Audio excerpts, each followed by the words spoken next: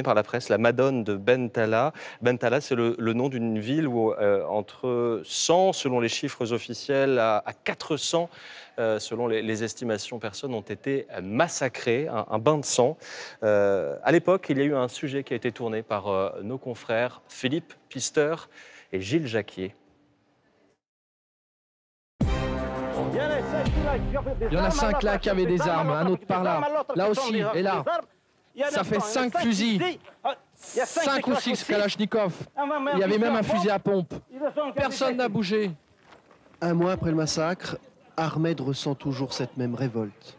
Pendant près de 6 heures, cette nuit-là, les tueurs ont massacré plus de 200 âmes dans son quartier de Djilali. Autour, dans Bentala, personne n'est intervenu. Ils étaient sur les toits un peu partout. Ils tenaient des postes stratégiques. Le premier qui sortait, il se faisait descendre. Ahmed a tenté de se barricader chez lui avec des dizaines de voisins. Les tueurs ont réussi à rentrer. Ils ont égorgé une trentaine de personnes. Ahmed n'a pas réussi à sauver sa famille. Moi, j'étais en haut. Après, j'ai trouvé ma femme allongée là, avec ma fille et mon garçon. Voilà les traces de sang. Ma femme a essayé de se défendre avec un manche à balai. Ils ont tiré dessus. Et toujours ce besoin de parler, il a trop à raconter. Il se revoit sur cette terrasse, toute une nuit à se défendre avec quelques autres, à coups de briques. L'armée n'est pas intervenue, et pourtant, il les a vus, les soldats, à l'entrée de Bentala. Il y avait des chars là-bas dans les barrages, pendant qu'ici, les gens étaient égorgés. Notre escorte et quelques habitants nous diront que tout le secteur était piégé, qu'il était difficile d'intervenir. Depuis, des armes ont été distribuées à la population. Djilali, aujourd'hui quartier fantôme. Impossible pour les quelques survivants comme Ahmed d'y retourner vivre. Ils reviennent parfois, le jour seulement, hantés par cette nuit d'horreur.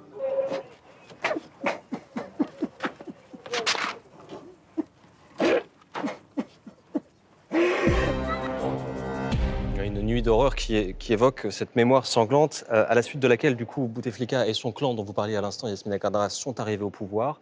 La question qu'on se pose, c'est est-ce que les islamistes, aujourd'hui, représentent toujours une potentielle menace? Les islamistes sont détestés en Algérie, surtout en particulier par les jeunes. Et on ne les supporte plus et ils n'auront aucune chance de revenir. Ça, c'est clair, net et précis. Alors, le mal qu'ils ont fait à notre peuple est un mal abominable qui ne sera jamais oublié. Jamais. Est-ce qu'ils font quand même partie aujourd'hui du processus politique? Non, mais lui, c'était l'islamisme, c'était un petit peu c'était le piège mortel du régime. Il voulait nous faire croire que sans lui, l'islamisme allait revenir et plonger de nouveau l'Algérie en enfer. Alors qu'aujourd'hui, les gens ont compris que les islamistes, c'est une vieille histoire qu'on n'est pas prêt certainement d'oublier, mais qui ne reviendra jamais. Il n'y aura plus ce genre d'énergumène chez nous. Alors, depuis, en tout cas, ces manifestations, le processus politique est enclenché d'une certaine manière, Stéphanie, puisqu'il y a eu au gouvernement, au sommet de l'État, du changement. Alors justement, on va le voir ensemble, Sébastien. Il y a un nouveau tandem à la tête du gouvernement depuis peu. Vous les voyez à l'image. Donc vous avez Nourdine Bedoui, qui est le nouveau Premier ministre, donc à gauche, et vous avez Ramtan Lamamra, qui est donc, lui, vice-premier ministre. Ils ont été nommés tout récemment. Ils doivent rester, a priori, jusqu'aux élections. Et Ramtan Lamamra a fait un tour des capitales. Il est allé à Berlin, il est allé à Moscou et il est allé à Rome. Et justement, on va retrouver à Rome le correspondant de France Télévisions, Alban Mikosi. Alban, pourquoi finalement le vice-premier ministre algérien s'est-il rendu à Rome ? Effectivement, le vice-premier ministre algérien a avant tout voulu rassurer ses partenaires, leur dire en quelque sorte que le pays est toujours géré, qu'il n'y a pas de flottement politique en Algérie malgré les manifestations qui ont lieu régulièrement et notamment tous les vendredis. Alors il a commencé sa tournée par l'Italie. Pourquoi? Parce qu'on l'ignore souvent, l'Italie est le partenaire commercial principal de l'Algérie aujourd'hui en Europe, notamment parce que c'est le premier client en termes d'achat de gaz. Il a rencontré son homologue italien, ministre des Affaires étrangères, et il y a eu un communiqué commun d'où il ressort cette phrase lourde de sens que je vous lis, phrase de Ramtan Lamamra, le ministre algérien. Il n'y a pas de préoccupation particulière avec ce qui se passe dans notre pays. Nous sommes juste profondément attachés au principe de non-ingérence dans les affaires de l'Algérie. En clair, il dit aux dirigeants européens, ne vous prononcez pas sur ce qui se passe actuellement en Algérie, ou alors soutenez le gouvernement, exactement comme l'a fait le lendemain Sergueï Lavrov, le ministre russe des Affaires étrangères. À Moscou, il a réaffirmé son soutien au pouvoir algérien. Ça, c'est la position traditionnelle de la diplomatie russe, mais il a même fait part de son inquiétude quant aux manifestations. On notera au passage qu'il a évité soigneusement de passer par la France, avec lequel, vous le savez, les relations sont souvent assez complexes. Relation complexe vu l'histoire. Merci Alban Mikosi. Alors Yasmina Khadra, dans ce qu'on observe de ce côté-ci de la Méditerranée, on se dit aussi il n'y a pas de leader alternatif qui émerge à la faveur de ces manifestations. Moi, je voudrais juste revenir sur cette randonnée. Je crois que ces gens-là, ils sont allés voir leur maître pour leur dire si vous voulez qu'on continue de brader l'Algérie, aidez-nous. C'est qui leur Qui maître? le maître? Ben, le maître, c'est l'Occident, tout le monde le sait. Le dernier des Algériens vous dira que toutes nos richesses partent ailleurs. Elles ne sont pas pour le peuple, elles ne sont pas réparties pour le peuple.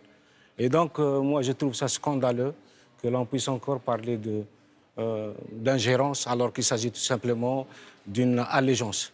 Il s'agit d'une allégeance. Est-ce qu'une personnalité peut émerger de ce mouvement, Yasmina Ben, Khadra? Est-ce qu'on peut arriver à une vraie démocratie en Algérie? Ben oui, c'est inévitable maintenant. C'est la seule façon pour un peuple de forcer et de s'émanciper. S'il n'y a pas de démocratie, toutes les nations seraient prises en otage par des discours insidieux et par surtout une répression permanente. Donc les Algériens sont fatigués d'être oppressés, d'être opprimés, d'être chosifiés. Ils ne se sentent pas représentés par le tandem qu'on a présenté tout à l'heure. Oui, non, pas du tout. Surtout pas ce type-là. Non, non, non, pas du tout. Mais justement, il faut une personnalité qui émerge du mouvement. C'est ce que je disais depuis le début. Depuis le début, j'ai dit cette marche, elle est fantastique, mais il faut impérativement qu'elle soit incarnée par des personnes. Et le 28 avril, obligatoirement, il faut qu'il y ait impérativement des élections. 28 avril, c'est la date prévue normalement. Oui. S'il n'y a pas un nouveau président élu par les Algériens le 28 avril, nous allons avoir de gros problèmes par la suite. Vous avez abandonné définitivement, vous le confirmez, toute ambition présidentielle, vous? Moi, non, bien sûr, bien sûr. Moi, je suis romancier. Non, vous aviez tenté un moment. Vous aviez tenté. Oui, mais je n'ai pas tenté pour être président. J'étais allé pour dire au peuple algérien, sors ta tête du sable. Regarde devant toi. C'est possible. On peut narguer, on peut agresser, on peut même renverser ce régime. C'est pour ça que j'étais allé. Vous pensez à qui? Il y a une personnalité à laquelle vous pourriez penser? Un jeune, une jeune, une femme? Je n'ai pas le droit de me prononcer aujourd'hui parce que les Algériens sont susceptibles. Quand on leur propose même, je ne sais pas, l'homme de la situation véritable, ils vont dire oui, c'est son ami. Non, je préfère laisser au peuple algérien de se débrouiller. Il y en a. Mais ils ont peu de temps, c'est ce que vous dites, ils ont peu de temps là. On a un mois. Pour s'organiser. Un mois. On peut trouver aujourd'hui quelqu'un qui est capable d'incarner les aspirations de ce peuple. Merci beaucoup. Merci Yasmina Khadra d'avoir été avec nous tout au long de cette émission. Le titre de votre dernier roman, c'est Khalil. C'est chez Julia, roman dans lequel vous vous glissez dans la tête d'un terroriste. Et on cite aussi la sortie le 2 mai prochain de votre prochain livre, L'outrage fait à Sarah Iker. C'est le début d'une trilogie. On s'intéresse à la société marocaine cette fois. Merci encore d'avoir été avec nous. Merci beaucoup Stéphanie. Merci Yasmina Khadra, merci Sébastien. Et on se revoit très bientôt sur les antennes de France Info et de France 24 évidemment.